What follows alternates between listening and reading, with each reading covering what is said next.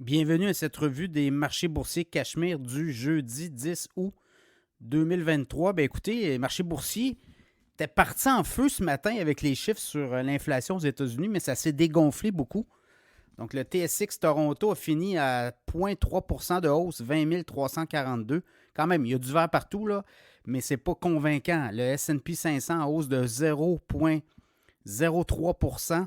En fait, 0,03 %, 4 468. Le Dow Jones en hausse de 0,15 %, 35 176 points. Le Nasdaq, 0,12 %, 13 737. Le baril de pétrole a baissé d'1,53 $, 82,87. Le Bitcoin a monté de 35 $ à 29 545. L'or a retraité de près de 5 $ à 1945,80. Plusieurs histoires aujourd'hui, notamment... je regardais l'inflation aux États-Unis, évidemment. On s'attendait à une inflation autour de 3,2, 3,3. Donc 3,2, on était à 3 le mois de mai, le mois de juin, et là, le mois de juillet, 3,2. Donc c'est pas. On sent que l'inflation repart vers le haut, mais c'est pas la catastrophe. Donc ça a rassuré un peu les marchés. Là-dessus, sinon, des nouvelles au Canada, le cinéma roule, les salles de cinéma. Vous avez vu les blockbusters? Ça va bien, là. Cinéplex qui a quand même un bénéfice net au deuxième trimestre de 176,5 millions. Et ça n'inclut pas là, les revenus de Barbie, notamment d'Oppenheimer. Donc, il va avoir, j'ai comme l'impression, encore des très bons résultats financiers pour Cineplex. Canadian Tire, sans le ralentissement chez les consommateurs, les bénéfices glissent de 32 %. Donc, 99,4 millions de dollars de bénéfices nets au deuxième trimestre pour Canadian Tire. On était beaucoup plus que ça. Là, l'an passé, on avait fait 145,2 millions. Donc, c'est vraiment le sentiment qu'on a. Ça ralentit. Sinon, Hydro-Québec, qui parle de peut-être relancer le nucléaire. On dit qu'on a étudié toutes les options.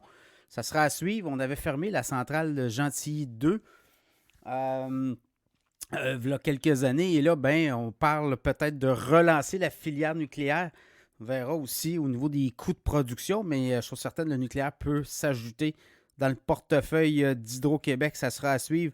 Aux États-Unis, la patronne de X, qui est sous les ordres de Elon Musk, nous dit que X est sur le prêt de faire ses frais. Donc, on dit qu'on est près du break-even et qu'on a commencé à réembaucher. Donc, ça sera à suivre. Sinon, au Canada, je regarde vite Air Canada, de mal en pis, comme on dit, se classerait en Amérique du Nord là, pour les arrivées à l'heure. Serait parmi les pires transporteurs aériens pour respecter les horaires, notamment les arrivées à l'heure en Amérique du Nord. Donc, vous voyez, il y a un travail à faire là.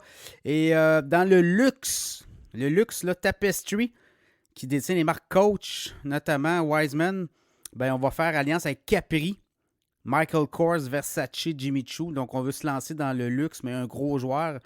Évidemment, on veut imiter LVMH, Louis Vuitton en Europe. Alors, voyez-vous, on s'en va là aussi. LVMH et voilà, Kering et Chanel. Donc, on veut imiter les Français dans le luxe. Est-ce que les Américains seront capables d'aller là? Ça sera à suivre. En gros, ce sont les nouvelles. Demain, on va voir si les marchés boursiers vont être capables de tenir le coup. On avait quasiment du 250-300 points sur le Dow Jones. On a fini avec 52 points de vert. Alors, ça sera à suivre demain pour les marchés boursiers.